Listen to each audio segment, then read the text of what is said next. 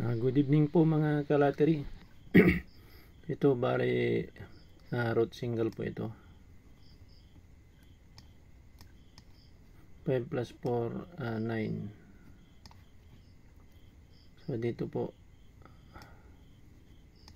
3 plus 8, 11 plus 8, 19 or 9. So 9, 9. Next 4 plus 7 ay 11, total 1 or total 1. Ito naman po 2 plus 7 plus 2 ay 11 din or total 1. So ang next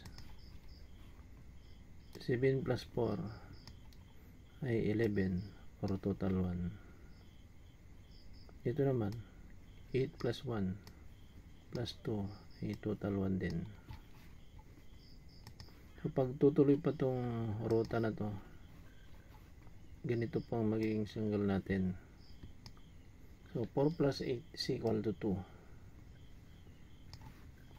So ano ang idadagdag natin dito sa 2 plus 0 para ang total mo ay 2? Ibig sabihin ang number na nandito sa dulo ay 0. Para pag tinotal mo yan, ang total niya ay 2 plus 0 plus 0 equals 2. Makikita niyo sa pattern 912, 9112, 9112. So yan po, bali single 0 po sa dulong position. Yan po.